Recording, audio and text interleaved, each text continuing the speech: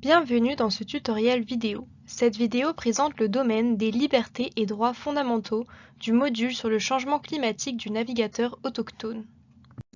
Les libertés et droits fondamentaux couverts comprennent la protection contre la privation arbitraire de la vie, la disparition, la torture et les traitements cruels, inhumains ou dégradants infligés aux défenseurs des droits humains autochtones, le droit à la liberté de réunion pacifique et le droit à la vie en ce qui concerne la réduction des risques de catastrophe. La reconnaissance de ces droits fondamentaux est essentielle pour la protection des défenseurs des droits humains des autochtones, y compris des défenseurs de l'environnement qui peuvent être victimes d'abus, de menaces ou de harcèlement en raison de leur travail de lutte contre la triple crise planétaire du changement climatique, de la pollution et de la détérioration de la nature. Veiller à ce que les peuples autochtones puissent s'unir pour promouvoir, discuter ou défendre des idées concernant les changements climatiques ou les politiques et mesures connexes. Veiller à ce que les États respectent leurs obligations de prendre des mesures proactives pour protéger les peuples autochtones contre les dangers environnementaux causés par le changement climatique ou les activités relatives au changement climatique.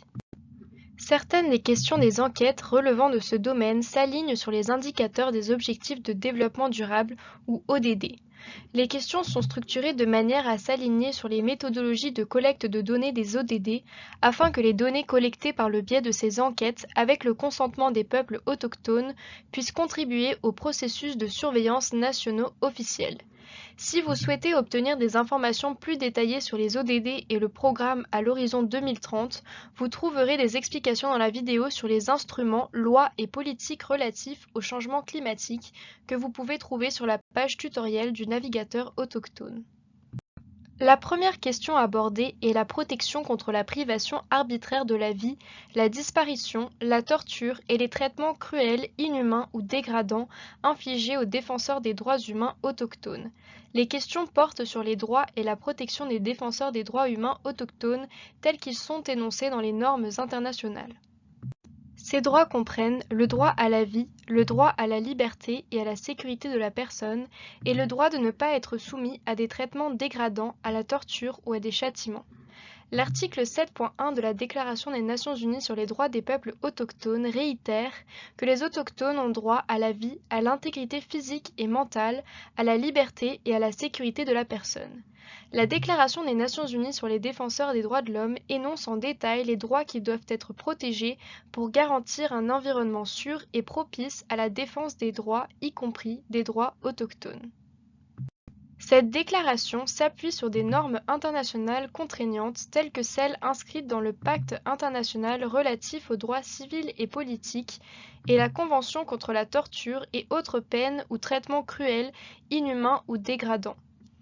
En outre, les droits des défenseurs des droits humains sont de plus en plus pris en compte dans les normes environnementales. Par exemple, dans l'accord d'Escazú qui protège explicitement à l'article 9 le droit des défenseurs des droits de l'homme à propos des questions environnementales à agir dans un environnement sûr et favorable.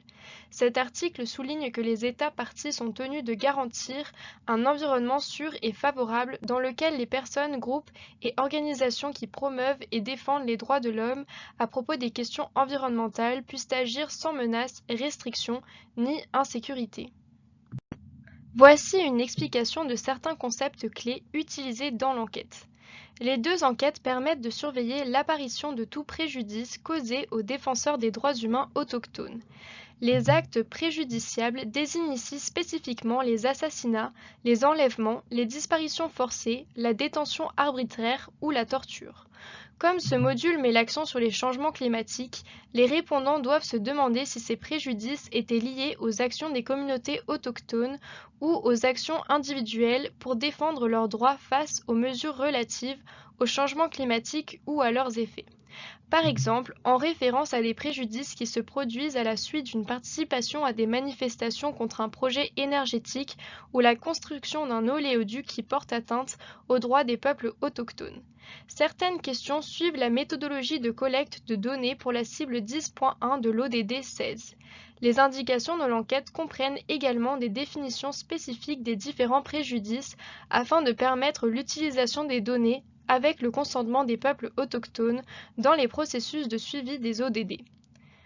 Dans de nombreux cas, des peuples autochtones ou des individus peuvent recevoir des menaces de préjudice. Les menaces sont des comportements intentionnels qui font craindre des blessures ou des préjudices.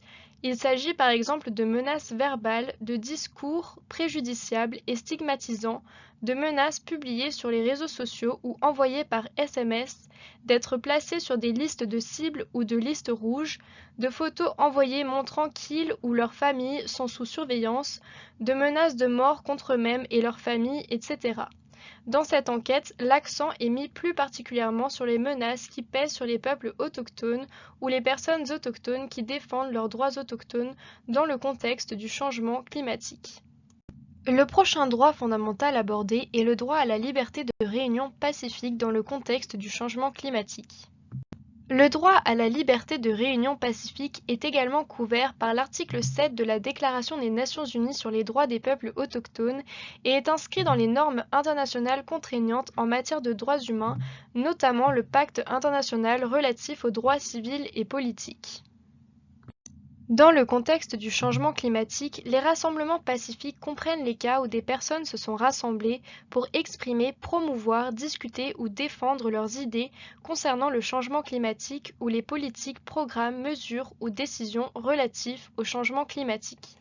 Par exemple, des manifestations pacifiques contre des parcs éoliens ou des projets de conservation pour le stockage du carbone mis en œuvre sans consentement libre, préalable et éclairé. Il peut s'agir par exemple du fait que des autorités refusent à des personnes ou à des communautés les autorisations nécessaires pour tenir un rassemblement, d'effrayer les gens par des intimidations ou des menaces verbales ou physiques ou encore des violences physiques. Le dernier droit fondamental abordé est le droit à la vie en ce qui concerne la réduction des risques de catastrophe. Le droit à la vie figure entre autres à l'article 6 du Pacte international relatif aux droits civils et politiques. Dans son observation générale, les enquêtes évaluent les mesures prises par l'État conformément à ses obligations pour assurer la préparation aux catastrophes et à la réduction des risques et si des personnes autochtones ont perdu la vie à cause de catastrophes liées au climat. Cette question de la réduction des risques de catastrophe s'aligne également directement sur les indicateurs 1.5.1, 11.5.1 et 13.1.1 des ODD. La définition et la méthodologie de collecte de données ont été tirées de ces indicateurs des ODD, ce qui permet d'utiliser, avec le consentement des communautés autochtones, les données collectées dans la collecte officielle des données sur ces indicateurs.